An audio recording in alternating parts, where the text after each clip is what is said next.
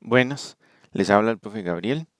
Estas láminas corresponden a la primera lección de un curso universitario de mecánica fluidos. Es un curso de nivel introductorio. Es el primero de la carrera de ingeniería mecánica de la Universidad de Costa Rica. En esta primera etapa, lo que se van a tocar son conceptos básicos que probablemente ya habrán visto en cursos de física previos: definición de densidad, de viscosidad, de presión de vapor y de tensión superficial. En el caso de que quieran ver mayor detalle o consultar alguna de las demostraciones matemáticas, pueden consultar cualquiera de muchos excelentes libros de mecánica de fluidos. Entre ellos está, por supuesto, el del libro de texto de los autores Sengel y Zimbala. Ahí vienen las secciones correspondientes para esa edición en particular. Lo importante son los conceptos, cada quien busca el material de referencia que mejor prefiera.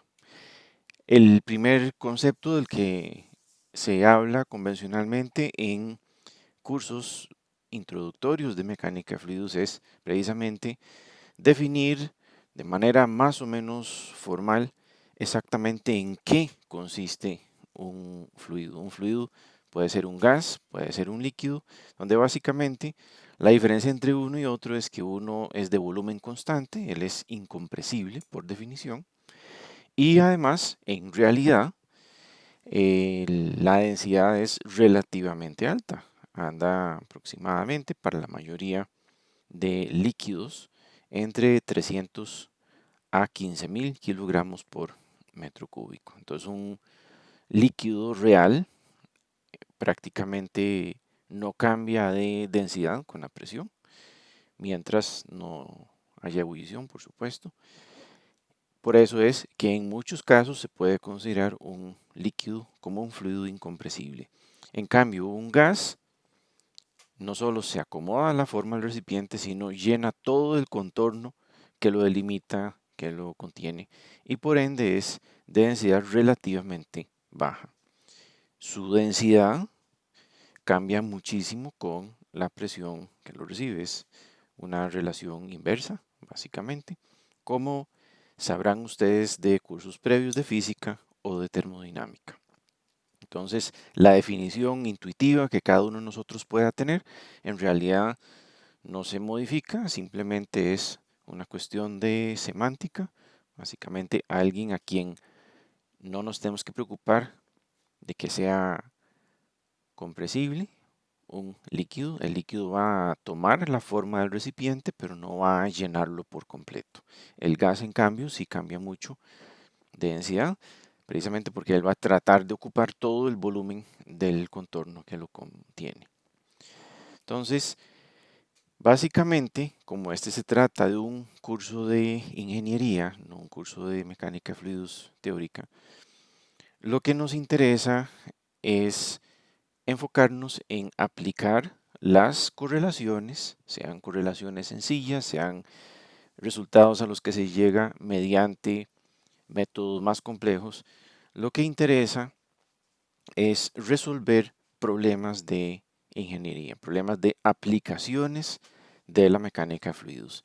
Entonces, en las siguientes láminas vamos a presentarles muy rápidamente más o menos en qué grandes grupos se encuentran la mayoría de problemas de dinámica de fluidos que un ingeniero hidráulico, un ingeniero civil, un ingeniero mecánico, un ingeniero químico tiene que encontrarse, tiene que saberlo resolver en el momento, porque son muy usuales, son muy regulares. Hasta la aparición de ese tipo de problemas es muy regular.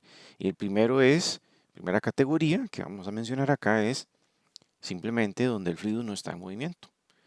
Es el tema de hidrostática y básicamente se trata en esencia de distribución de presiones. ¿Cuál es la presión efectiva en diferentes puntos de interés de un equipo, de una máquina, de una laguna de fermentación, un instrumento de medición, tal y cual les aparece ahí en pantalla? Por ejemplo, por acá, precisamente un tanque que puede contener gas licuado de petróleo, por decir algo. Entonces, las presiones van a ser función de precisamente la altura a la que se encuentra ese contenedor y la densidad del fluido, la fase fluida que tiene en su interior, además de cualquier otra presión adicional por el almacenamiento, las condiciones de almacenamiento que tenga. De igual manera, puede ser que queramos conocer diferentes presiones en diferentes puntos en esta laguna, que básicamente es una cantera abierta en donde tenemos una laguna, entonces puede ser que haya diferentes lugares en esa formación en donde uno requiera conocer la presión efectiva para efectos de mandar buzos o mandar equipos de medición o algún instrumento o algo así.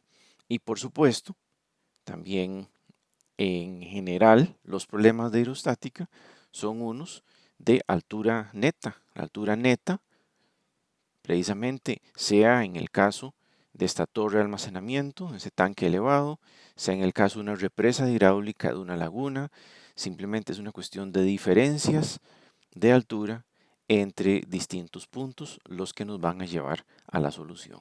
Entonces, eso es esta familia de la que estamos hablando.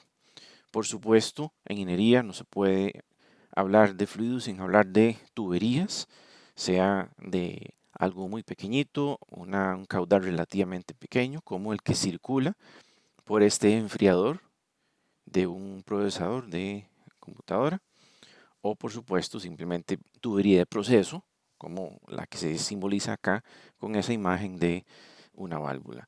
En instalaciones industriales no solo fluidos se manejan, no solo agua, eh, combustibles, aceites, cualquiera de estas que pueden ir en cantidades muy grandes, sino por supuesto también las tuberías, esas que llevan aire, los ductos, típicamente en sistemas de ventilación, sistemas de aire acondicionado, climatización, extractores, demás.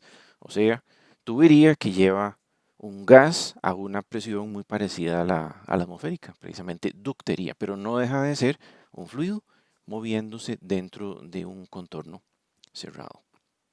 Otra categoría de problemas es precisamente la condición de flujo, ya sea en flujo más o menos continuo, como transcurre en los canales, como pueden ver por acá. Esto podría ser algo que es un caudal más o menos constante o él podría variar con el tiempo y querríamos, por ejemplo, pronosticar el nivel al que llega o querer predecir la capacidad máxima de caudal que puede manejar, o al revés, podría ser que querríamos con base en la profundidad que podemos medir muy fácilmente, entonces así estimar el caudal. Entonces un flujo en un canal abierto que queremos conocer alguna de sus características. O puede ser que sea un recipiente cerrado semilleno, como esta cisterna. Puede ser que se quiera pronosticar el efecto que pueda tener la aceleración o el frenado o pasar por una curva de ese camión al estar semilleno con el combustible o el fluido que él esté transportando. Entonces, ese efecto de donde se está revolviendo ese fluido ahí adentro, pues necesitamos cuantificarlo, por ejemplo, para ver cuál va a ser su efecto en la suspensión, en el frenado, en el rendimiento del vehículo en particular. Entonces, eso es un flujo en dos fases, líquido-gas, en diferentes tipos de recipiente. Por supuesto, acá ya llegamos a lo más convencional que se oye decir en cuanto a la dinámica de fluidos, que es el flujo externo. El ejemplo más usado, por supuesto, son aviones o vehículos de competencia, pero también se oye hablar del efecto del viento en estructuras, en edificios, en puentes, en rótulos.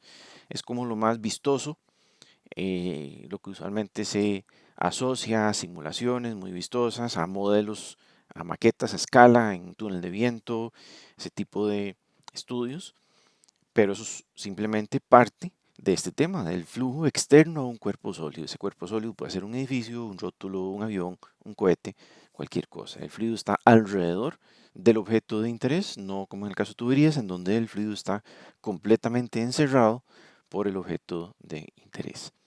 Entonces, por acá también está involucrado todo lo que es turbomaquinaria, todo lo que son hélices, una turbina eólica, una turbina hidráulica, un abanico, un ventilador, un instrumento de medición como este anemómetro de paletas.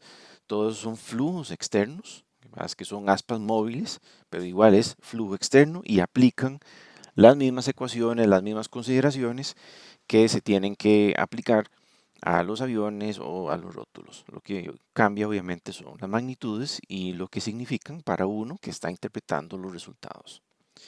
Entonces, para cada una de estos tipos de problema, una de las primeras cosas que uno tiene que hacer es reconocer cuáles son las ecuaciones que son aplicables a cada caso. Entonces, de esa gran batería de ecuaciones que uno tiene disponibles para cualquier problema de mecánica de fluidos, entonces uno tiene que fijarse de entrada en precisamente estas cosas que ustedes ven ahí, si es estacionario o no, si hay turbulencia o no, si el fluido cambia mucho de densidad. Vean que un gas, el fluido, la atmósfera, puede considerarse como incompresible para efectos de aviones que circulan a velocidades suficientemente bajas. Para el caso de vehículos, para el caso de muchos abanicos, se puede considerar como flujo incompresible. En otros no. Entonces es cuestión de uno saber reconocer cuál de los dos aplica. También igual la compresibilidad es uno, pero también la viscosidad. También la viscosidad del fluido exista, sea diferente de cero, pero también puede ser que en ciertas ocasiones no sea una fuerza suficientemente considerable. Puede ser que sea una fuerza relativamente baja. Entonces puede ser que se pueda modelar como un flujo no viscoso, si son suficientemente grandes o no. Y hablando de viscosidad, de una vez uno podría decir, bueno, si es viscoso, se puede asumir que es constante esa viscosidad o hay alguna característica, por ejemplo, la temperatura o la presión o la velocidad que hace que esa viscosidad no sea constante, que cambie, que suba, que baja, que haga algo de acuerdo a la variación de esas condiciones. Entonces, estos 5 aspectos básicos van a mover muchísimo qué ecuaciones puede uno usar y por supuesto, que es lo que nos interesa, que esas puedan ser lo más simple posible. En general, hay que considerar que, aunque es una cuestión formal que afecta relativamente poco las soluciones que uno vaya a escoger o el tipo de solución que uno vaya a escoger, lo cierto es que hay en libros y referencias de termodinámica, en referencias y material que habla de fluidos, se distingue muy bien de un sistema o de un volumen de control. Muchas veces las implicaciones matemáticas son pequeñas y las principales implicaciones son conceptuales, o sea, en términos prácticos no es muy importante, pero a veces para poder utilizar ciertos tipos de solución, uno sí tiene que tener claro si es un sistema que se puede definir matemáticamente como un sistema o si es un volumen de control que se tiene que tratar matemáticamente como un volumen de control. Entonces, acá tenemos un montón de fluidos, cada uno de ellos contenido por un contorno cerrado. Vean que ni de la llanta ni del globo puede salir ni entrar el fluido. Claro, en la práctica sí se puede desinflar un poco la llanta o puede perder o ganar masa el globo, pero en condición de análisis uno usualmente puede asumir que para lo que a uno le interesa, por ejemplo, conocer la elasticidad equivalente de la llanta, que ese fluido básicamente no se escapa, ni se le carga más en el transcurso, digamos, del funcionamiento de la rueda. No solo gases, por supuesto, puede ser fluidos como la salsita esta o el aceite o el combustible dentro de un estañón. o un químico, pues sí, no puede ni entrar ni salir. No es que no puede del todo nunca, sí puede, pero mientras uno lo esté manipulando matemáticamente como sistema, pues precisamente no está saliendo. O sea, ¿qué pasa con ese estañón semilleno de lubricante, por ejemplo? Si se vuelca o no, cómo lo afectan fuerzas externas, eso va a asumir que el fluido no se sale. Entonces, todos estos son ejemplos de sistema. Puede ser que sea un fluido, puede ser que sea un fluido gas, un fluido líquido, puede ser que esté a presión, puede ser que no esté a presión atmosférica, o no esté a presión por encima de la atmósfera o por debajo de la atmosférica.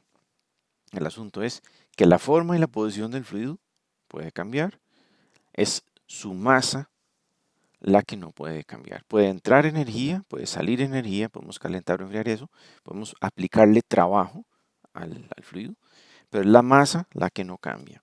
Esto es completamente al contrario de un volumen de control, que es un contorno abierto. Entonces se trata un poco diferente y hay unas equivalencias y ecuaciones que aplican solo, por ejemplo, a casos de contorno abierto como estos, como ese serpentín de enfriamiento, esa especie de radiador que ustedes ven por acá. Entonces se carga, por ejemplo, a velocidad constante, a caudal constante, un fluido que pasa por todos esos secciones de tubería hasta que finalmente es descargado con un cambio de temperatura, con un cambio de temperatura y un cambio de fase o solo un cambio de fase. O sea, entró energía o salió energía del fluido que pudo haber sido un líquido, pudo haber sido un gas, pudo haber sido una mezcla de los dos. Lo que da la condición de frontera en términos del flujo es el flujo másico de entrada y el flujo másico de salida, que en muchos casos son iguales, pero podrían ser diferentes la entrada y la salida. O sea, se puede estar acumulando masa o puede estar perdiendo masa el volumen de control.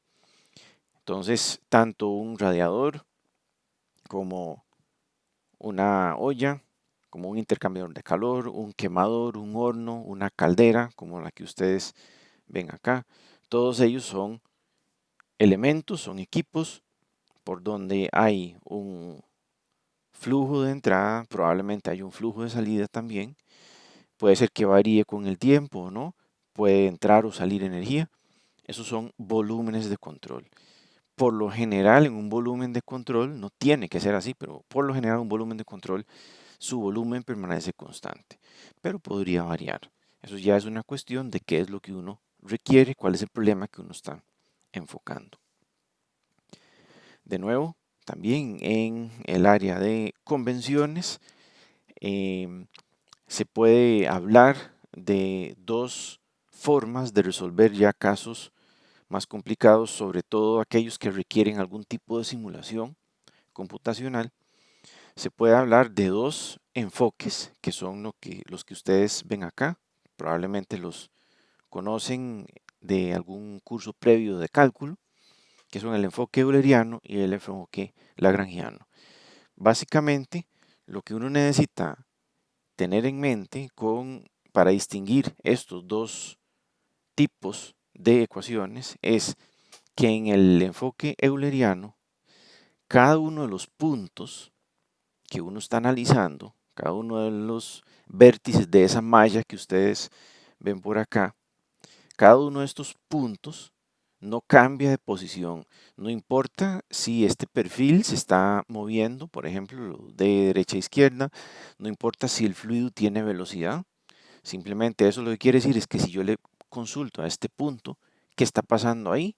El método va a decir, sí, ese punto de fluido tiene esta velocidad, tiene esta temperatura, tiene esta entalpía, pero el punto mismo no va a cambiar de posición respecto del objeto o del contorno que uno le definió. Eso es diferente al lagrangiano. En el lagrangiano, cada uno de los puntos en que se dividió el fluido, cada uno de estos puntos efectivamente se mueve. O sea, un punto que en un primer instante está acá, posteriormente se mueve para acá. En términos prácticos, va producir el mismo resultado, va a ser una distribución de velocidades, una distribución de temperaturas, una distribución de contenido energético, pero es matemáticamente la formulación la que resulta diferente. Este punto inmóvil en el espacio no es un punto de fluido, es como decir un lugar donde tomamos una medición, solo que en este caso no es una medición, sino que es un resultado de una simulación. Y acá, de nuevo, cada punto tiene una velocidad y efectivamente ese punto va a estar identificado como un número de partícula, igual que teníamos acá, números de nodos, cada uno de estos son nodos, y esa partícula va a moverse en el tiempo de acuerdo a las condiciones de frontera. Entonces, esas dos cosas son simplemente nombres, son convenciones que puede que tengan alguna implicación en el método que uno tiene. Por ejemplo, problemas de exactitud o ventajas para ciertas aplicaciones. Por ejemplo, el método lagrangiano es mejor para casos como este, que es flujo bifásico. En cambio, problemas que pueden ser complicados, como este, de un perfil aerodinámico en un flujo, probablemente sea computacionalmente más eficiente un enfoque euleriano. Eso ya depende de cada uno. De las otras convenciones que conviene repasar, que estoy seguro que ustedes las conocen de cursos previos, pero conviene repasar en este momento, es que no le creamos demasiado a las cifras significativas. En la mayoría de los casos, 4 o 5 cifras significativas son sobrada predicción para la mayoría de problemas de ingeniería convencionales. Y más importante que eso es que siempre hay que ver cuál de nuestros datos de entrada fue el que afecta a los cálculos, dada su nivel de incertidumbre. Y la manera más sencilla de ver la incertidumbre, que probablemente esté asociada a un dato de entrada, un número, ya sea una medición hecha con un instrumento, ya sea una constante dada, algún dato que uno sacó de tabla, algo que uno sacó de un cálculo previo de otra persona, es el número de cifras significativas. Entonces, eso es clave para no creerse uno que uno tiene más predicción de la que en realidad se obtiene. Muchas veces, y es muy frustrante, uno se enfrenta a que una tabla le da a uno una constante con dos cifras significativas. Y no es que es un número exacto, sino que simplemente dan por un sentado que vamos a tener un margen de error de más o menos 10%. Y entonces eso va a arrastrarse a cualquier otro cálculo derivado del uso de esa magnitud. Otra convención que recomiendo utilizar es resolver siempre en el sistema métrico. Si uno necesita tomar datos de entrada y convertirlos, o si los datos de salida, uno de nuevo tiene que convertirlos a algún otro sistema de medidas, fantástico, ese proceso se hace al principio o al final, pero en los cálculos intermedios, para garantizarse uno no solo consistencia, sino también claridad en cada uno de los pasos. También le ayuda a uno a evitarse errores conceptuales serios, utilizar el sistema internacional y en particular el sistema metro Kelvin segundo. Un poquito asociado a esto, entonces están ahí unas constantes, la constante universal de los gases en ese sistema, y por supuesto la constante de la gravedad, ahí la tienen con un montón de cifras negativas. Esa es como decir la promedio mundial. Contrástenla un poquito con la promedio regional, ese 9.77, y resto es el promedio en Costa Rica en caso de que requieran precisamente mucha predicción en ese sentido. Pero en esencia vean que es 9.8, 9.81, 9.77. En esencia es 9.8. Cualquier otra propiedad de un fluido, no solo agua, obviamente, sino cualquier fluido con el que requieran trabajar, es mejor sacarlo una versión relativamente reciente de algún manual de propiedades físicas, como por ejemplo el de química y física que ustedes ven ahí mencionado. Con que tenga menos de 20 años de antigüedad, probablemente no solo estará actualizado con fluidos de uso común, que tal vez antes de esa época no se acostumbraba a usar tanto, sino también vendrá ordenado de una manera más coherente con relación al uso de ciertos combustibles novedosos y de algunos polímeros, algunos elastómeros que puedan necesitar. De nuevo, repasando de cursos anteriores, recuerden que la elasticidad de un gas se puede estimar a través del comportamiento que él tiene, según una ecuación de gases ideales. Entonces recuerden, ahí está la ecuación de gas ideal, que precisamente esa derivada que se puede sacar de esa ecuación de gas ideal es la que nos da el módulo de elasticidad kappa equivalente para gases. Esto es de utilidad para varias cosas. En el caso nuestro, en esta lección o en la próxima, será de utilidad en referencia al cálculo del número de Mach, o sea, cuando ya no podemos despreciar el efecto de la compresibilidad de un gas. Necesitamos tomar en cuenta su elasticidad y entonces tenemos un indicador que es el número de Mach y para él necesitamos este módulo de elasticidad. Después la definición de entalpía, de termodinámica, la definición de compresibilidad, que es el inverso de la elasticidad alfa, y por último un recordatorio también de los cursos de termodinámica, que es el valor beta de un gas, que es el coeficiente de expansión volumétrica. Todas estas tienen que ver con el equivalente elástico del comportamiento de un fluido. Entonces, todo esto lo repaso precisamente para asociarlo a aquellas cosas que en cursos como este y cursos más avanzados vamos a ir buscando calcular de un fluido.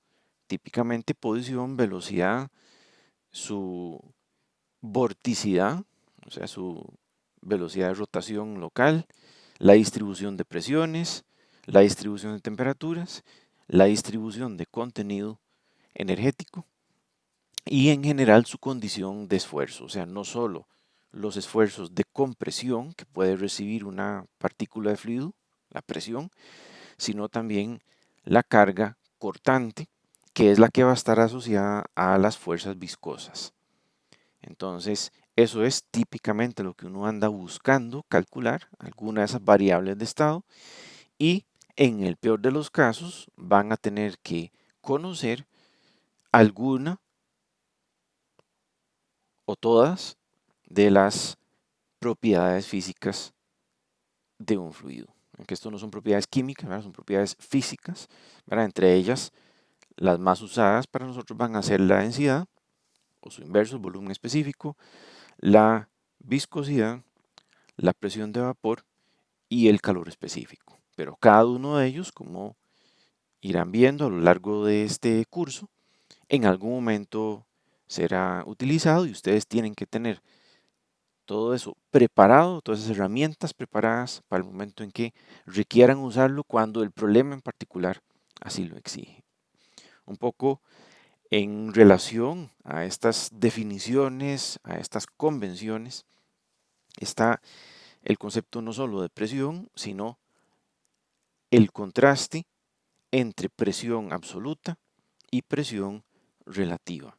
Estos son conceptos que necesitamos utilizar desde este momento, si no es que ya los empezaron a usar en cursos previos de física o de termodinámica, que es que la presión ya no es un concepto único como fuerza entre área, sino que es un indicador de estado termodinámico. Y como el estado termodinámico trata con fluidos reales, entonces hay ciertas cosas que matemáticamente pueden existir, pero en realidad no pueden ocurrir en la realidad. Por ejemplo, una presión negativa. Entonces, por eso es importante hablar precisamente de estos diferentes niveles relativos. La presión atmosférica obviamente es diferente de cero, pero cuando uno mide presión, usualmente utiliza un instrumento que le da una medida de presión relativa, que es la diferencia entre la presión atmosférica y la presión precisamente que uno está midiendo. Entonces, si esa presión da positiva, es respecto de la atmosférica. Eso usualmente se le conoce como presión manométrica o por su equivalente en el término en inglés de un manómetro, un gauge, pues gauge pressure. Entonces, de ahí sale ese subíndice G de presión manométrica, que por lo general es positiva. A veces, la presión manométrica, aunque no se mida siempre con un manómetro, esa presión manométrica a veces es negativa. Y eso es porque están midiendo un vacío. Entonces, resulta nada más que ese fluido en particular está a una presión absoluta menor que la atmosférica. Y ahí no hay ningún problema. Lo que sí sería problema es si ese número tratara de dar menor que la presión atmosférica. Esta presión atmosférica de 101 kilopascales es la presión atmosférica normalizada a nivel del mar. Entonces simplemente no puede haber una presión manométrica más pequeña que 0 pascales o menos 101,325. No puede haber nada menor que 0. Entonces, esa presión de vacío, ¿sí? A veces se da como negativa, a veces simplemente le dicen a uno, vea, la presión de vacío son 25 kilopascales o 40 pulgadas de agua o 3 pulgadas de mercurio, pero con decirle a uno es una medición de vacío, entonces uno sabe que implícitamente tiene un negativo. Entonces este esquema precisamente es el que uno necesita tener en mente siempre porque no solo para hacer compatibles las unidades de las mediciones que uno tiene, a veces se las dan en pascales, a veces en milímetros de agua, o en metros de agua, o en pies de agua, o en milímetros de mercurio, o en milímetros de mercurio al vacío. No solo por eso, sino también porque hay algunos cálculos para los que necesariamente se requiere la presión absoluta, no la presión relativa a la atmosférica, sino se requiere la presión absoluta, o sea, del cero absoluto, ¿cuánto es esa presión? A veces ese dato es el que se requiere y por ende, por eso no es irrelevante su uso. Nuevamente, en cuanto a las propiedades de los fluidos, que hablamos al principio, que se iban a definir por acá, de cursos de física y de nivel de colegio usualmente, se le define a uno como masa entre volumen. Cada uno de ellos son medibles. Está el inverso, que probablemente lo conocieron en algún curso de termodinámica, el inverso de la densidad. Y las otras dos definiciones, si no es una masa específica, como una densidad de unos kilogramos por metro cúbico, eso podríamos tenerlo por unidades de peso, unos newton por metro cúbico o unas libras fuerza por pulgada cúbica o por pie cúbico. Eso sería el peso específico. Entonces, obviamente la distinción entre densidad y peso específico es únicamente la constante G. Y por último está esa otra relación un poco innecesaria, pero la van a ver utilizada todavía en textos y en referencias modernas, que es la de gravedad específica. Y es simplemente, es un número adimensional, ¿verdad? Es una proporción entre la densidad del fluido o del gas o líquido que uno tenga en proporción a la densidad del agua a condiciones normales, que son presión atmosférica y 20 grados centígrados, o sea, donde esa densidad es exactamente 1000 kilogramos por metro cúbico. Entonces ese SG de Specific Gravity, obviamente el inglés, a veces lo van a encontrar y ocasionalmente van a ver algún libro en español con G.E. o sea, gravedad específica. A lo que se refiere es a esa densidad relativa a la del agua. La densidad en fluidos reales cambia muchísimo con la temperatura y la presión cuando son gases, y cuando son líquidos, entonces se requieren datos experimentales. Entonces incluso un fluido, un líquido, va a variar de densidad. Lo que pasa es que va a variar muy poco en proporción, por ejemplo, a la temperatura o a la presión o una combinación de las dos cosas. Entonces, como pueden ver ahí en la imagen acá de la derecha, como pueden ver, la densidad sí varía con la presión. Aquí está de 1 bar a 200 bares. Sí varía con la presión y también varía con la temperatura, pero lo hace muy poquito en comparación con un gas. Entonces, si uno necesita predicción, entonces requiere datos experimentales.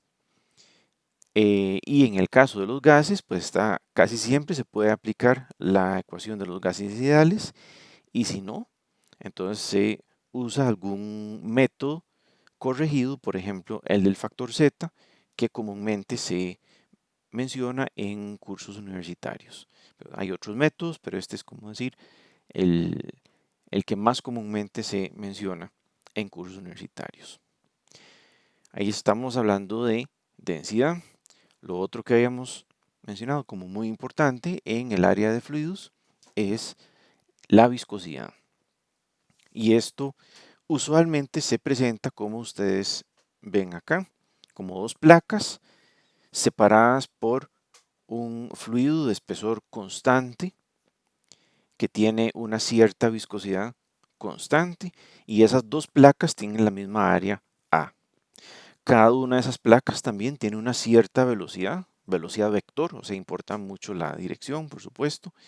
Y entonces, la fuerza necesaria para mantener en movimiento, digamos, constante, en este caso, mantener VA constante, VB constante, para mantener esas condiciones va a cambiar en proporción precisamente a esas cosas. Entre mayor viscosidad, mayor fuerza se va a requerir para vencer esa fricción viscosa. Entonces, mayor mu, mayor viscosidad, mayor fuerza. Mayor área de contacto, pues claro, entre más área de contacto haya, más área de fluido hay, entonces más va a costar mover eso. Entre mayor sea la diferencia de velocidades, entonces también más fuerte va a ser ese gradiente, entonces mayor va a ser la fuerza. Entonces ahí están las tres cosas que incrementan la fuerza viscosa. Viscosidad, diferencia de velocidades y el área de contacto. Inverso viene el espesor. Vean que entre más gruesa esa película de fluido, entonces más lento tiene que deformarse. Entonces, por ende, más fácil va a ser producir el movimiento. Pueden verlo si quieren como una especie de brazo de palanca. Pueden verlo también como que el gradiente de velocidad no va a ser tan fuerte, porque precisamente eso es lo que nos interesa, ese gradiente de velocidad, que tomando esta ecuación, como ustedes pueden ver, este sería nuestro du y este sería en dirección perpendicular, en dirección y, el dy. Entonces aquí tenemos la variable y. Entonces el gradiente sería esta velocidad en contraste con esta otra, o sea, esa pendiente que ustedes ven acá, es el du de y.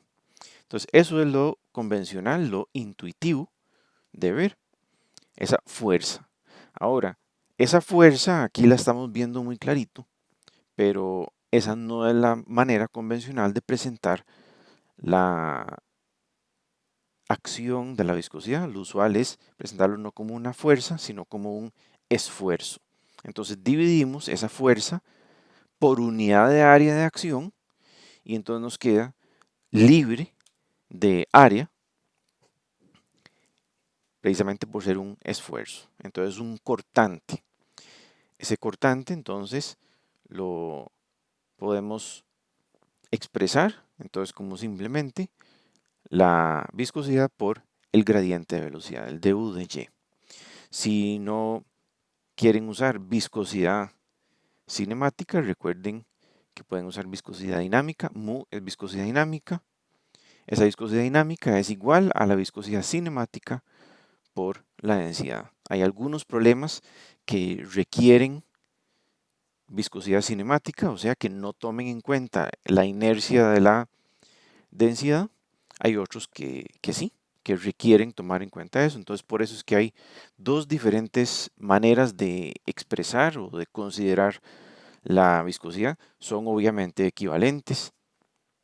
En este caso, como estamos hablando de una fuerza disipativa, o sea, la fuerza viscosa, entonces ahí tiene que estar presentes los dos elementos.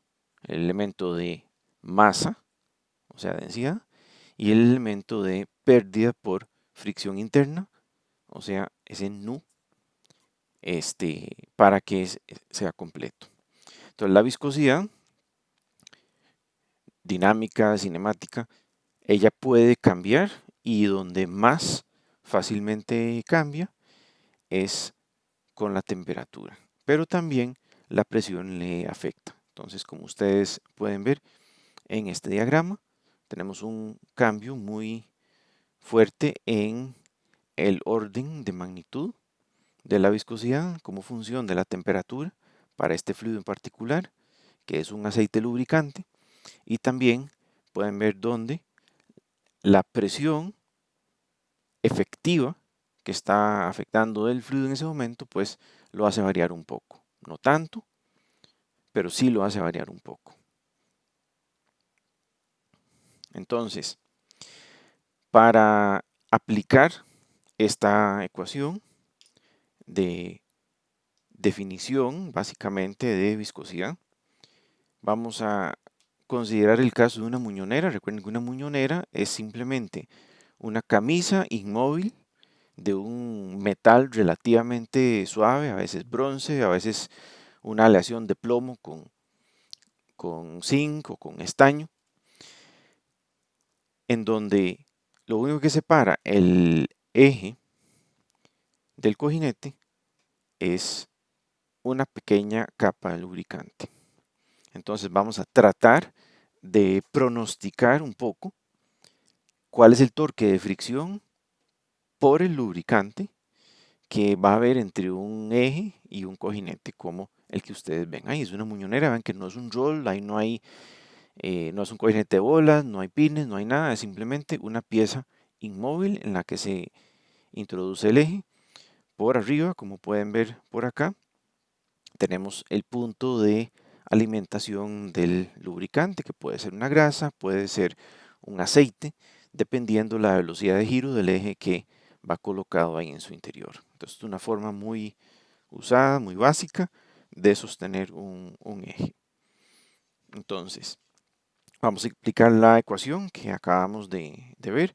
Se conocen todos los datos que corresponden a esta pieza, a este ensamble, que es lo que ustedes ven por acá. Ahí está la viscosidad promedio del lubricante, su densidad, el diámetro del cojinete, que se parece muchísimo al diámetro del eje, o sea, son un poquito diferentes y son un poco diferentes por la holgura.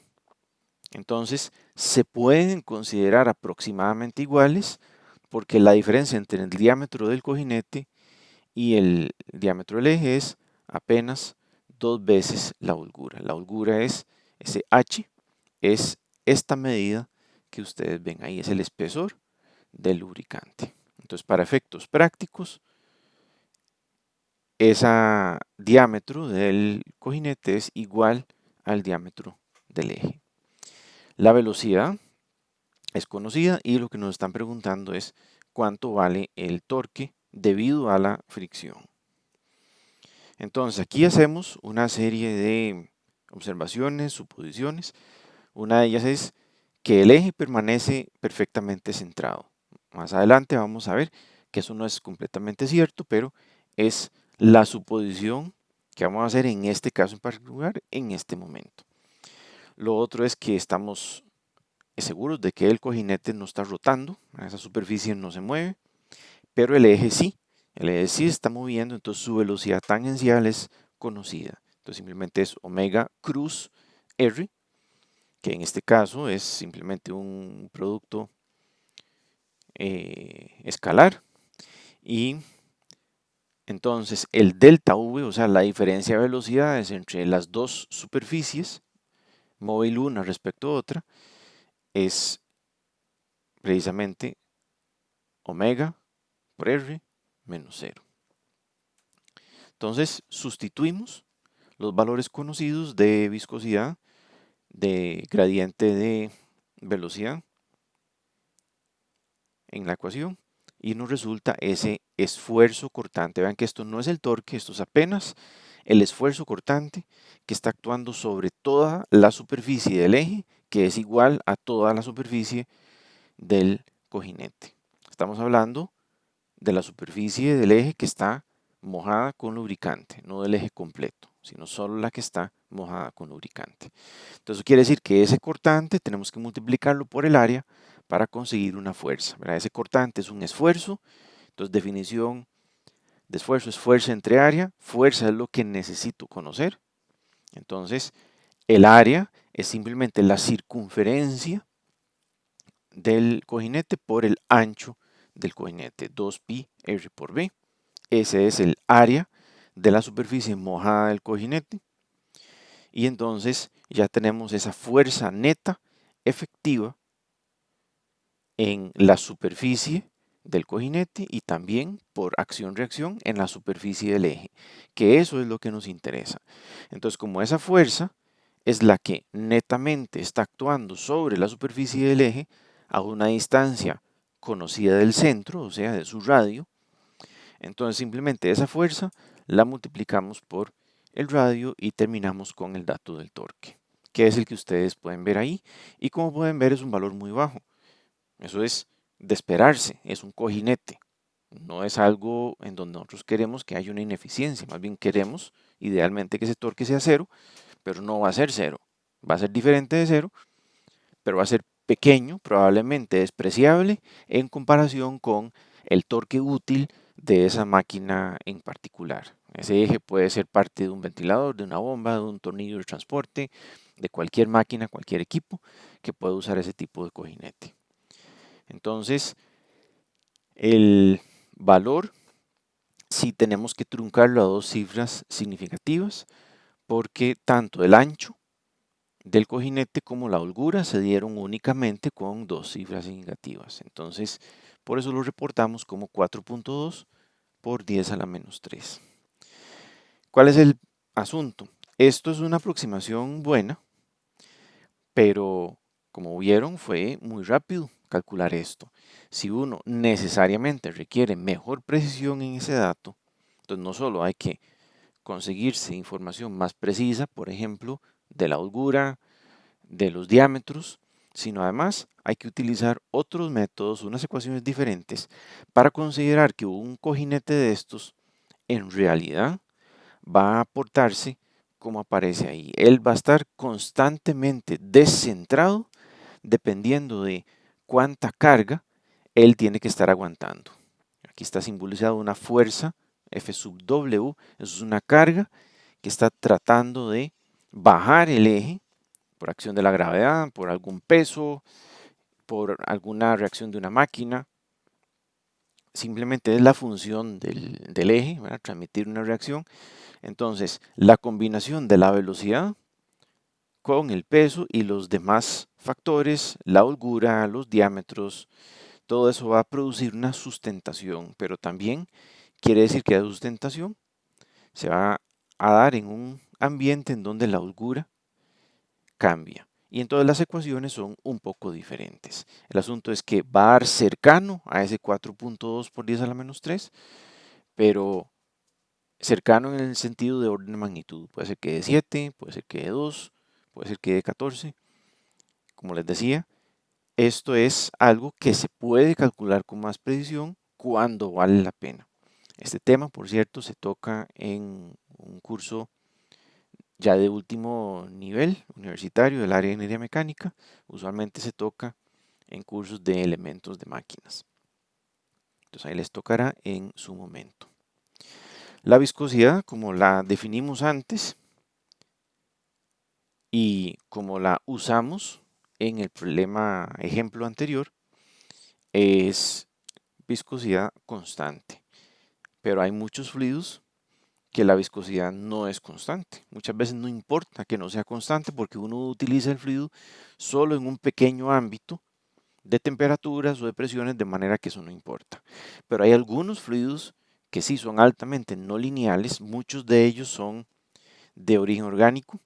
Entonces, clásico ejemplo, la mayonesa, la salsa tomate, son no lineales, o sea, ellos cuesta mucho que empiece el movimiento y después fluyen como un fluido, o sea, se portan un poco como un sólido, pero también se portan como un fluido si su velocidad es suficiente. Otro ejemplo más, igual, el alimento, es la leche condensada, como la imagen que ustedes ven acá, o sea, vean que aquí él está fluyendo, pero de inmediato aquí pasa a apilarse como si fuera una cinta y genera ese montículo, a pesar de que aquí está fluyendo como si fuera un fluido. Eso es precisamente acción de la no linealidad de ese material.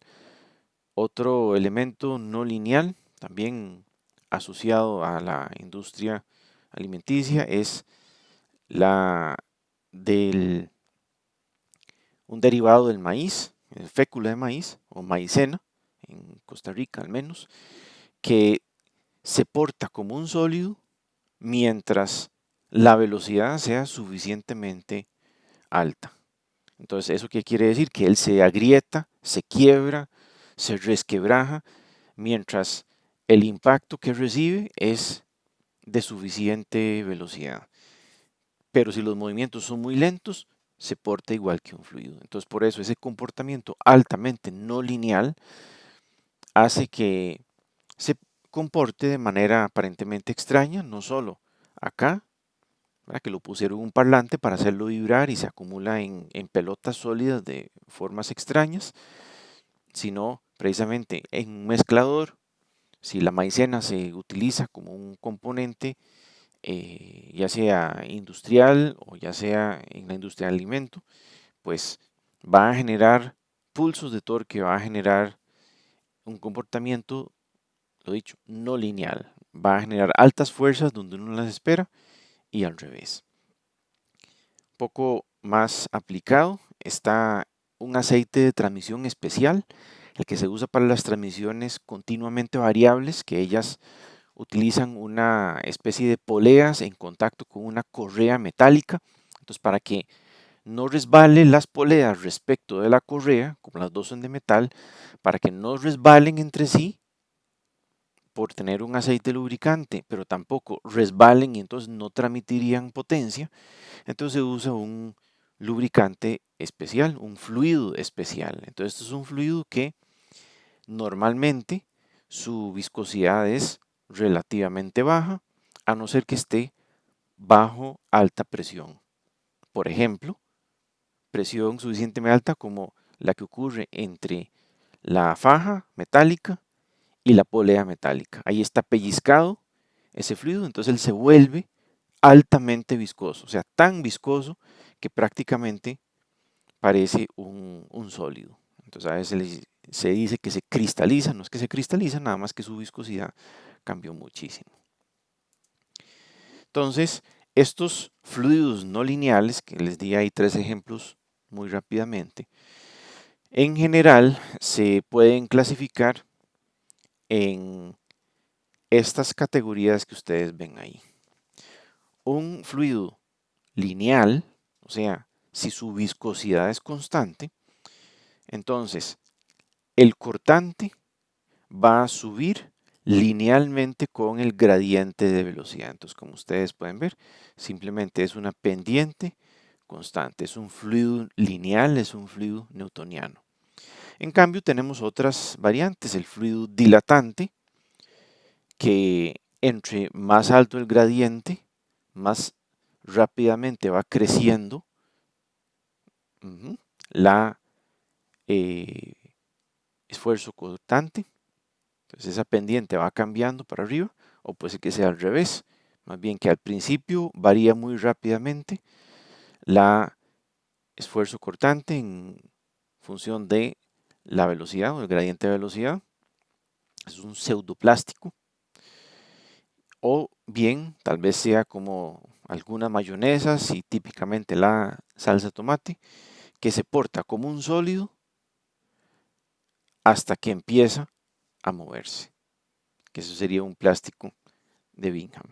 Entonces, una vez que se empieza a mover, entonces ya se porta como un fluido, y ese fluido puede ser un fluido tipo lineal, o puede ser un pseudoplástico o un dilatante. El asunto es que tiene un esfuerzo cortante de arranque, digamos. Se requiere un mínimo esfuerzo cortante para que empiece a fluir, y una vez que fluye, pues ya se comporta como un fluido.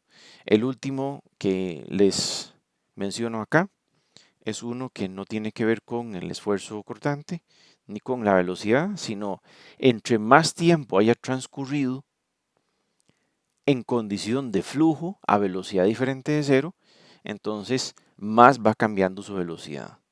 Se deja descansar el fluido un rato, entonces vuelve a su viscosidad inicial. Esto es porque las moléculas del fluido, donde se empiezan a mover, llegan, se estiran, como decir, imagínense ciertas cadenas de polímeros o material que tiene en suspensión fibras vegetales, donde se estiran y se alinean, entonces se portan diferente a cuando están quietas, donde están como contraídas y desordenadas. Entonces, esos fluidos son los que se conocen como tixotrópicos, o sea que la viscosidad cambia con el tiempo, no con la velocidad o con la temperatura o con la presión. Otra propiedad, la que probablemente les habrán mencionado en cursos anteriores, es el de tensión superficial, que son precisamente las fuerzas de cohesión entre las partículas que están ahí presentes. Entonces, esto solo ocurre en la superficie. Dentro del fluido, simplemente la molécula está en interacción electromagnética con todas sus moléculas compañeras. Entonces, no se genera ninguna fuerza especial. Pero en la superficie, ella solo tiene compañeras en todo lado, excepto en la superficie. Esa superficie puede ser una superficie más o menos plana, como la de una piscina, la de este menisco de probeta o de pipeta, o una superficie curva como esta, la de las gotas, es la superficie. Entonces, la atracción intermolecular, por decir algo, sobrante, es la que fortalece la superficie. Entonces, hace que la superficie se comporte casi como una membrana que resiste un poquito de presión interna. Entonces, si no hay una presión interna, entonces lo que ocurre es que el fluido, más bien por esa fuerza disponible, trata de treparse al recipiente, como les aparece por acá, o más bien al revés, trata de acumularse y apelotarse de una manera parecida a esta. Entonces, esas fuerzas de cohesión son las que explican la formación de gotas, la formación de burbujas, la formación de meniscos, como el que les aparece por acá. Entonces, esto matemáticamente se puede describir mediante ecuaciones muy sencillas, en donde acá lo importante es que uno tenga acceso a dos datos. Uno es, efectivamente, el valor de la tensión superficial, pero ese valor, ese sigma S, es experimental y depende no solo del fluido, sino de cuál es el otro fluido. O sea, no es lo mismo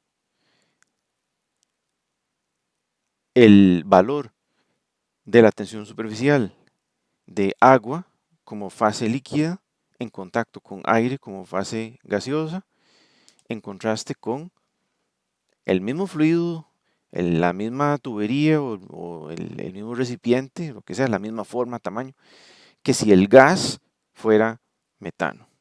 Eso cambia. ¿Por qué? Porque ese gas también son moléculas, entonces va a afectar las interacciones electromagnéticas entre las partículas de la superficie. Entonces, por eso cambia. Igualmente, ese ángulo que se forma, como el que ustedes ven acá, que puede ser un ángulo positivo, puede ser un ángulo negativo. Aquí estamos como para hacer un menisco cóncavo, pero otros fluidos generan un menisco convexo. Ese ángulo también depende de la interacción entre este material sólido y ese fluido. ¿Quién es el fluido? Porque ese material sólido no es abstracto, ese material sólido va a ser madera o va a ser vidrio o va a ser metal y cada uno de ellos van a tener diferentes características molecular, a nivel molecular, de interacción electromagnética. Entonces, esos dos datos, tanto este ángulo como el valor de la tensión superficial, dependen de cuáles son esos dos fluidos, la fase líquida, la fase gaseosa, y de qué está hecho el material sólido en el que se está tratando de trepar o que está tratando de alejarse el fluido en particular. Entonces, eso hace que haya mucha dependencia de datos experimentales en cualquier caso, porque depende de tres cosas, entonces, fluido 1, fluido 2, o sea, líquido, gas y material de la pared. Vean que perfectamente aquí contrastando agua con mercurio, simplemente los efectos son completamente diferentes. El agua trata de trepar por la superficie. El mercurio más bien trata de repeler la superficie. Entonces, donde el agua más bien trata de subir, el mercurio trata de alejarse, trata de vaciar ese segmento de tubería, digamos, o de tubito. En cambio, el agua trata de trepar. Y como podrán imaginarse ya desde este momento, entre más pequeño el diámetro de esa tubería, ese tubito, pues más alto va a ser esa columna por donde trata de trepar, trata de subirse por ella. Entonces, esto se debe, como expliqué antes, a que cada una de esas tres cosas, la fase gaseosa, la fase líquida y la superficie sólida, tienen cada una sus diferentes características de interacción electromagnética. Entonces, ¿cómo se usa esto? En realidad, aquí lo principal es disponer de los datos experimentales. En cuanto al uso, en realidad es una cuestión únicamente de un perímetro efectivo. Como pueden ver, este es un dato experimental, este otro es un dato experimental, esto ya es una información del capilar, porque lo que nos estamos preguntando es cuánto se irá a deprimir un menisco de mercurio en un capilar de vidrio. Ahí está la densidad de mercurio también, de nuevo es un dato experimental. Y la pregunta es, ¿cuánto es la depresión del menisco? O sea, si yo tengo un capilar redondo, lo tengo seco, lo tengo limpio y lo trato de sumergir en un recipiente con mercurio, pues se me va a generar un menisco negativo. O sea, generar el contrario, una columna de fluido, se me va a generar una depresión de fluido. Entonces, eso es lo que andamos buscando. Entonces, En este caso, lo que hacemos es partir el problema en dos etapas. Una de ellas es calcular la fuerza debida a la tensión superficial. Entonces, esa fuerza va a depender del perímetro. En este caso, ese perímetro va a ser esta longitud, que es muy fácil de calcular porque es circular. Entonces, la fuerza debida a la tensión superficial va a ser la tensión superficial unitaria para esa cierta combinación de líquido-gas por el perímetro, por el coseno del ángulo que forma el fluido con la pared. Entonces, de nuevo, esto es experimental, esto es experimental, esto es lo único que estamos aportando nosotros, estamos aportando un perímetro. Y aquí, eso es una figura circular, pero si fuera una figura irregular, como el contorno de una embarcación, o si simplemente no es un tubito redondo, sino es un vaso cuadrado, pues también simplemente es el perímetro, no tiene que ser circular, simplemente es el perímetro, porque el perímetro que se moja es en donde está actuando precisamente esa tensión superficial. Entonces aquí está, tensión superficial por unidad de metro, dato experimental, este es el perímetro que tenemos y el coseno del ángulo que se forma ahí, el ángulo de contacto, que nos resulta en esa fuercita, que es la que ustedes ven ahí, que es muy pequeña. Eso es la fuerza disponible, eso es lo que la tensión superficial puede dar para tratar de elevar o deprimir el menisco. ¿Cuánto se tiene que elevar o deprimir el menisco? Precisamente el peso del fluido desplazado por ese volumen. Ese fluido desplazado puede ser una altura de columna o una profundidad de una depresión. En este caso, es una profundidad de una depresión que vamos a llamar H. Entonces, ¿cuánto pesa un cilindrito? En este caso, ¿cuánto pesa un cilindrito que llenaría ese capilar, ese pequeño tubo, pero en una profundidad H, que es la incógnita? Y simplemente volumen por peso específico. ¿Cuánto es el volumen? Es el área de la sección transversal y la altura. Y el peso específico, pues simplemente es densidad por gravedad. Entonces, eso nos va a dar una fuerza, es un peso, ¿verdad? Entonces, nos queda que la fuerza ese peso, va a ser 0.94 por H, en donde H necesariamente tendría que estar en metros. Entonces, en condición de equilibrio, la fuerza por tensión superficial y ese peso tienen que ser iguales. Como incógnita nos queda entonces únicamente H. Igualamos esas fuerzas, despejamos la incógnita, que nos da entonces menos 0.4 milímetros aproximadamente.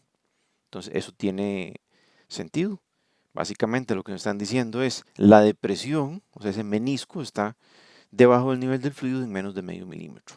Esto es natural, es intuitivo y es simplemente el resultado de este cálculo.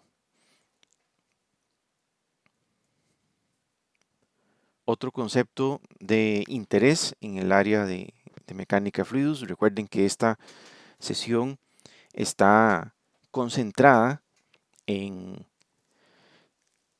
definiciones, en conceptos que vamos a requerir no solo durante este curso básico, sino los van a continuar utilizando en otros cursos, no necesariamente mecánica de fluidos, sino van a seguirlos utilizando en otros cursos, por supuesto, cursos más avanzados de fluidos, conceptos de transferencia de calor, máquinas hidráulicas, plantas de vapor, todos estos conceptos se siguen usando todo el tiempo. Entonces, en este curso, como les decía al principio de esta lección, se presentan formalmente, pero con una orientación, por supuesto, no matemática, sino a aplicaciones. Entonces, la presión de vapor es una propiedad física y es una presión absoluta, en donde a una cierta temperatura están presentes y en equilibrio tanto la fase líquida como la gaseosa. Entonces, esto podría parecer que no es muy importante, que tal vez sea solo como un dato experimental o algo que interesa en procesos de índole químico o destilación. Pero en realidad, como ustedes pueden ver acá, puede ser que un fluido hierva, o sea, entre en ebullición, aunque no lo estemos calentando o enfriando. Vean que se trata de una presión absoluta en la que los dos pueden estar presentes. Entonces puede ser que en algo tan convencional como esta hélice de embarcación se formen presiones tan bajas en alguna parte de ella que el fluido hierve. Y eso casi siempre es un problema. En el caso de esta hélice, de fijo es un problema por dos cosas. Primero, la hélice no va a aprovechar tan bien la potencia que se le está entregando. Va a generar ruido, va a generar vibraciones y donde el fluido hierve, eso es una pequeña explosión. Y eso, esa pequeña explosión que ocurre en la superficie de la pieza, de lo que sea, de la hélice, de las aspas de la bomba, de las aspas de la turbina, de un asiento de una válvula, cualquier cosa, esas pequeñas explosiones localizadas pues van dañando la superficie del material y le van dejando pequeños cráteres. O sea, a la larga tiene toda la cara de tener un desgaste, pero no es desgaste por abrasión, sino es desgaste por esta ebullición. Entonces, a este fenómeno que ocurre con cierta frecuencia se le llama cavitación. Entonces, la cavitación no es algo que solo ocurre a temperaturas altas, es más fácil que ocurra a temperaturas altas, pero puede ocurrir a cualquier temperatura. ¿Por qué? Resulta que aunque algo esté a una presión conocida, por ejemplo, presión atmosférica, la distribución de presiones en una hélice de estas para embarcación puede ser que pasó primero por un bajonazo antes de subir. Entonces, eso quiere decir que esto es un problema real. Pongámosle un poco de números, por ejemplo. Aquí están curvas de presión de vapor como función de la temperatura para varios fluidos. Entonces, como pueden ver, y es lo que uno espera, ¿verdad? Que a 100 Celsius, a 100 centígrados, 100 grados Celsius, a 100 centígrados, la presión del vapor es igual a la atmosférica. Tiene completo sentido, ¿verdad? Que es este punto que ustedes ven acá. Entonces, ¿por qué eso afectaría una bomba de agua o una hélice de embarcación?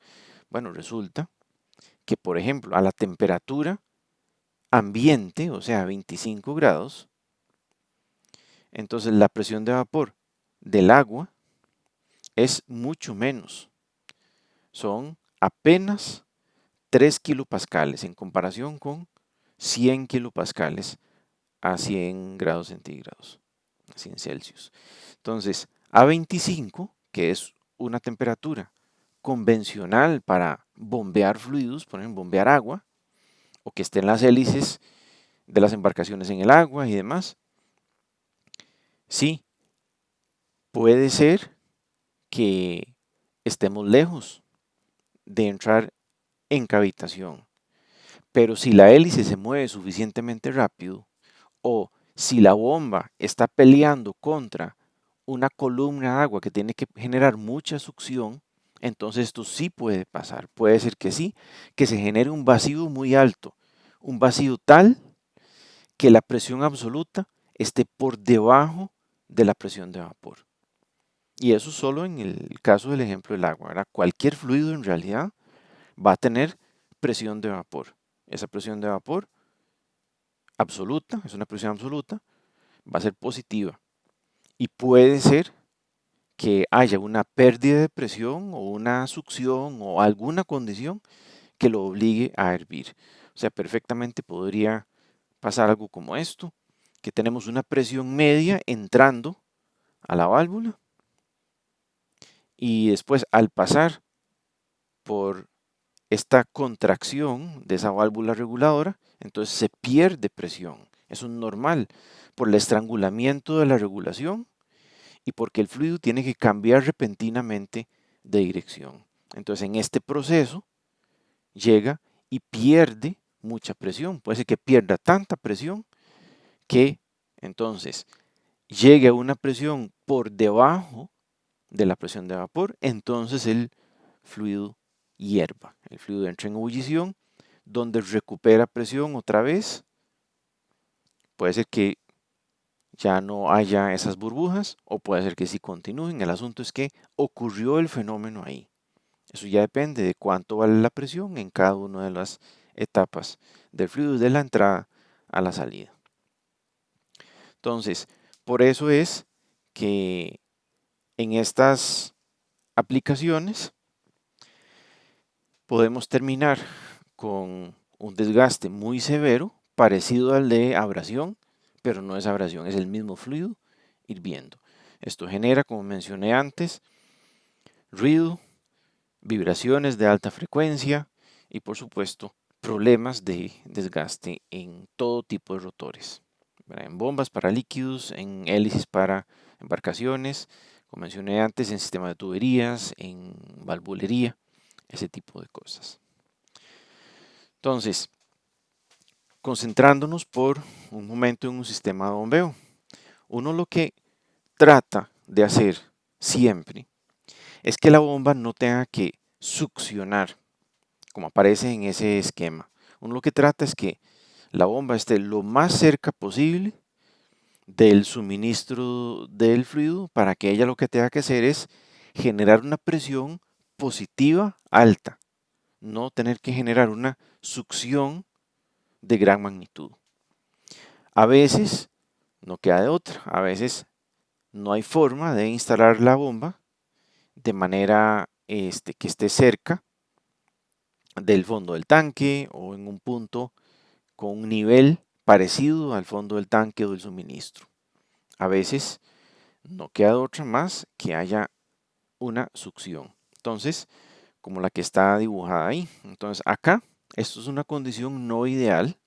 Uno querría instalar la bomba aquí abajo y que ella tome del tanque y suba el fluido donde tenga que ir. Pero si no, entonces ella tiene que succionar todo esto, tiene que vencer toda esta columna de agua por succión, no por presión positiva, sino por succión, y después, bueno, ya atender lo que venga aquí a la descarga, que tal vez haya algo más. Pero ahora estamos preocupándonos por el efecto de la presión de vapor, por los efectos de cavitación que pueda haber por una columna de succión muy grande.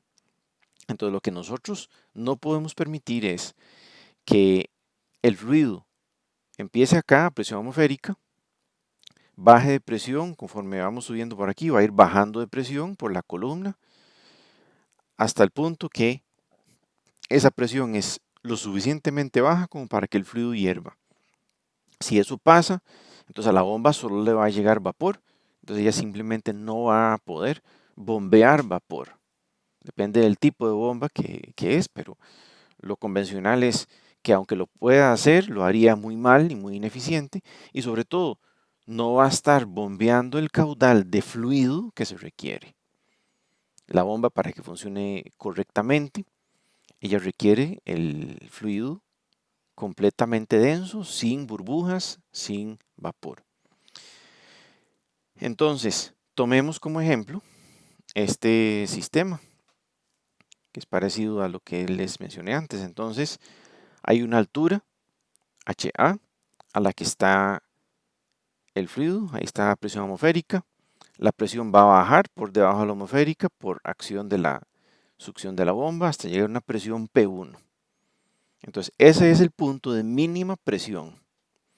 Después pasa por la bomba, la presión es alta y se descarga ya en este punto de suministro. Entonces, el suministro en este caso no nos preocupa. Lo que estamos tratando de analizar en este momento es los posibles problemas de cavitación. Entonces, la pregunta es, ¿qué está pasando acá? A la pura entrada de la bomba, ¿qué está pasando ahí? Entonces sabemos que en este nivel, en HA, la presión atmosférica va a perder presión hasta llegar acá, por efecto de esa columna de agua, como podemos ver ahí. Entonces, lo que nosotros vamos a tener que vencer por succión, para que la bomba no reciba vapor, tenemos que vencer por succión una columna que mide Z1 menos HA. O sea, tenemos que vencer la distancia que va de aquí a esta superficie al punto de entrada a la bomba. Ese es el sector en el que nos vamos a concentrar. No nos vamos a preocupar por ahora de la presión de salida de la bomba, porque no afecta la demanda de succión. Entonces, nos preguntamos de entrada, ¿qué pasa aquí? Justo en ese punto, ¿qué está pasando? Bueno, resulta que la presión en ese punto es la atmosférica, que sabemos que aquí en el punto A vale presión atmosférica, menos la columna de agua o de fluido que tengamos acá. Esa columna de fluido tiene una altura H, que es igual a la diferencia de nivel entre este punto, Z1, y este punto, que es HA. Entonces esa diferencia de niveles sería Z1 menos HA. Eso es justo lo que les aparece acá. Entonces, esa presión 1 es la que nosotros necesitamos garantizar, que es por lo menos, y tiene que ser una presión absoluta, tiene que ser por lo menos la presión de vapor o más, como les aparece ahí. Entonces, eso tiene que cumplirse. Vean que eso nos está dando un requerimiento para Z1 o para HA, cualquiera de los dos. O sea, el nivel mínimo del tanque, HA, o la máxima altura a la que se puede instalar la bomba, Z1, de manera que no haya cavitación. ¿Cómo sería eso? Sería presión atmosférica menos ρGH, tiene que ser mayor que presión de vapor. H es la diferencia de nivel entre la superficie de donde tomé la presión atmosférica a la entrada a la bomba, o sea, ese es Z1 menos HA.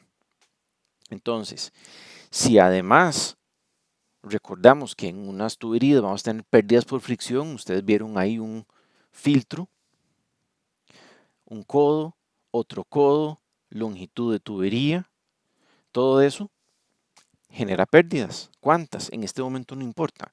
Simplemente sabemos que van a existir y entonces las tomamos en cuenta.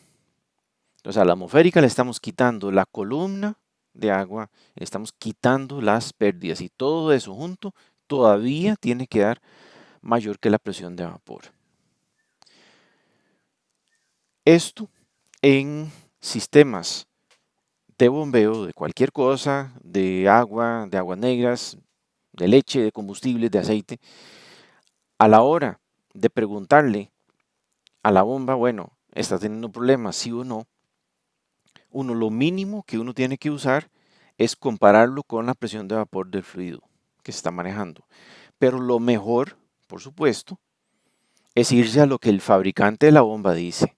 Y el fabricante de la bomba no nos dice presión de vapor. El fabricante de la bomba ha hecho experimentos de manera que nos puede decir directamente cuál es la presión mínima a la entrada de la bomba que se necesita para que no haya cavitación.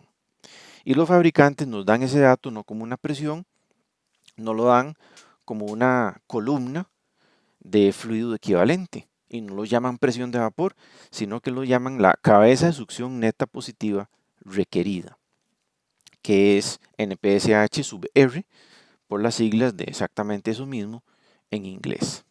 El Net Pressure Suction Head Required, ese es el famoso NPSH R, ese es el requerido y el requerido necesariamente tiene que ser menor que el disponible. Todo esto que ustedes ven acá, la atmosférica, la columna de agua y las pérdidas, todo esto junto es el NPSH disponible. Entonces, esto es el sistema y esto es lo que la bomba requiere. Acá abajo ustedes pueden ver una gráfica extraída de un catálogo de una bomba en donde nos dice cuál es el NPSH requerido, solo que vean que no está en pascales ni en libras, está en metros de agua. Nos dice cuál es esa diferencia de presión, solo que no en unidades de, como les decía, de pascales o algo así, sino en unidades de metros de agua, o sea, columna equivalente de fluido, como función del caudal. Entonces aquí pueden ver varias escalas, ¿verdad? La de litros por segundo, litros por minuto, metros cúbicos por hora y galones estadounidenses por minuto.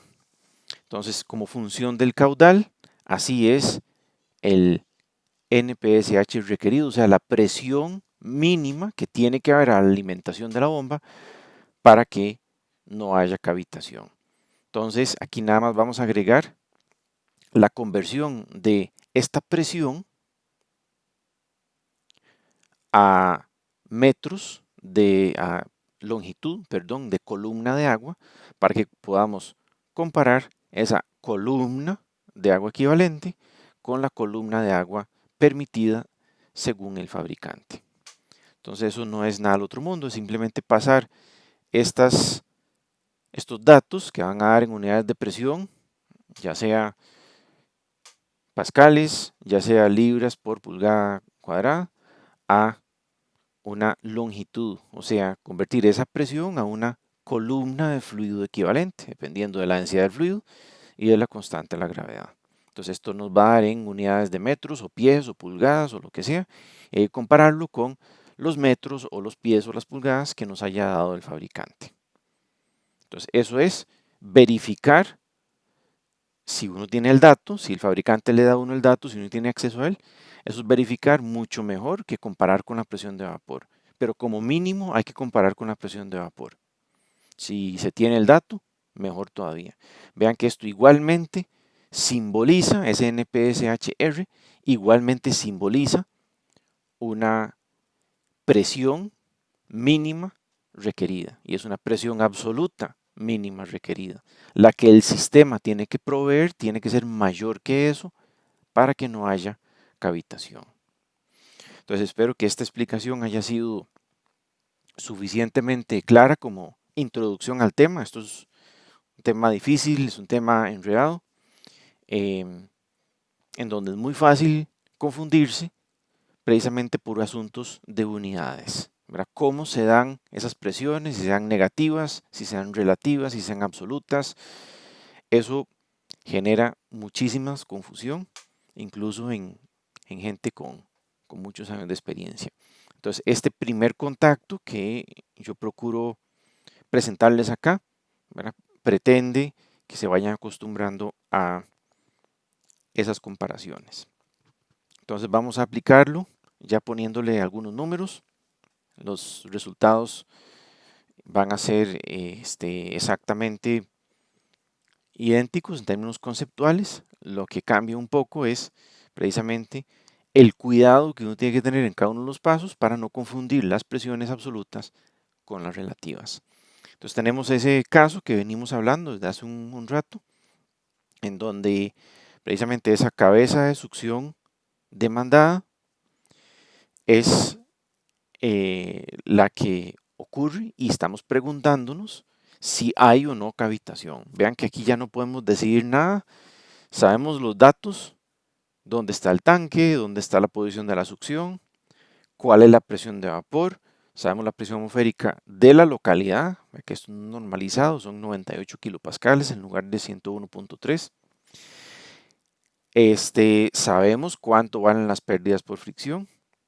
Y por último, ahí está el NSPH requerido. Ese NSPH requerido es la presión mínima requerida según el fabricante por la bomba para que no haya cavitación. O sea, tenemos que tener como mínimo una presión absoluta equivalente a 1,20 m de agua en este punto. Entonces, precisamente se trata de verificar que esto se esté cumpliendo, que la cabeza de succión absoluta sea un dato de presión mayor que la cabeza de succión mínima requerida. Y las dos son presiones absolutas. Entonces, precisamente por eso, la absoluta la comparamos con la requerida. Entonces, por ejemplo, hagamos un primer cálculo de esa inecuación que ustedes ven acá. Por acá, poniendo presión atmosférica afectada por la columna de agua y las pérdidas. Y de este lado, de primero, y después lo comparamos con el otro dato, pongamos la presión de vapor. Esto lo tendríamos que hacer solo si no tuviéramos el dato del fabricante. En este caso sí tenemos el dato del fabricante, pero la idea es comparar, bueno, ¿qué pasa? Comparar uno con otro. Entonces aquí estamos imaginándonos que el requerido es la presión de vapor. Eso uno probablemente lo necesite hacer si uno no tiene los datos del fabricante, de la bomba en particular. Si uno lo tiene, pues uno usa eso, pero si no, entonces uno usa el mínimo absoluto, que es la presión de vapor. En este caso, la presión de vapor del agua a esa temperatura de operación de la bomba. Entonces ahí está, sustituimos los datos conocidos de presión atmosférica, densidad, constante de la gravedad, el nivel Z1, el nivel HA, esos 1025 menos 230 es la cabeza de succión que la bomba tiene que vencer para poder mover el fluido. Y aquí están las pérdidas, las 12.3 kilopascales. Ahí están las pérdidas. Entonces, primero vamos a comparar este dato que resulta en 8000 pascales con la presión de vapor. Y según eso, esta inigualdad se cumple. Entonces, en teoría no hay cavitación. ¿Por qué? Porque a la succión de la bomba tenemos 8 kilopascales y requerimos como mínimo 3 kilopascales para que no hierva. Entonces, teóricamente, o sea, solo tomando presión de vapor, estamos bien. Pero también teníamos el dato del fabricante. Y el dato del fabricante es 1,22 m. Entonces, los 8000 pascales no cambian. Lo que cambia es que no lo estoy comparando con la presión de vapor. Estoy comparándolo con la presión requerida según el fabricante. El fabricante me dice, yo necesito para esa bomba, para que no cavite, 1,22 m de columna de agua. Entonces, para convertir este 1,22 m de columna de agua en unidades de pascales, multiplico por la densidad del agua y por G. Entonces sería Rho GH y me da 11.9 kilopascales, que es mayor que los 8000 pascales. Entonces 11.000 mayor que 8000. Según el fabricante, sí hay problemas de cavitación. Entonces, ¿qué fue lo que pasó acá? Una cosa es la teoría. La teoría dice, si la presión de vapor a la entrada de la bomba es suficientemente baja como para que no ocurra cavitación, no hay problema. Y eso probablemente sea cierto. El problema es que una vez que el fluido entra a la bomba, esos aspas se están moviendo, el fluido se revuelve, ahí se generan vórtices y todo eso genera un bajonazo de presión adicional. Entonces, lo que se necesita más bien es que dentro de la bomba, en ninguno de los trayectos de flujo, dentro de la bomba, la presión baje tanto que baje por debajo de la presión de vapor. Por eso tenemos que suministrar un extra más, un adicional a la entrada, para que ella no tenga problemas de cavitación. Pero eso es para cada bomba en particular. Y la única manera de saber eso es que el fabricante no lo diga o tal vez uno tiene que hacer un experimento, tiene que fabricar un experimento para determinarlo. El caso es que venga el fabricante, sea uno el que lo mida o lo experimente en la misma planta donde uno está trabajando con la bomba. De cualquier manera, es un dato experimental. Entonces, solo si uno no tiene acceso a un dato experimental es que uno usa la presión de vapor y mejor se da uno un margen de seguridad. Mejor multiplica esto por un factor, ahí 1.2, 1.5, para darle un poco de margen precisamente por este tipo de cosas. Que sí, una cosa es la pura entrada a la bomba, otra cosa es que dentro de la bomba seguramente van a haber cambios de dirección que van a bajar todavía más la presión. Entonces, al fin y al cabo, es comparar la presión de succión con la mínima presión requerida por la bomba, ya sea indicado por la presión de vapor o, mejor todavía, con el dato de catálogo de cuál es la presión mínima necesaria. Y con eso yo les recomiendo muy sinceramente que después de hora y 40 de dinámica de fluidos se tomen un juguito.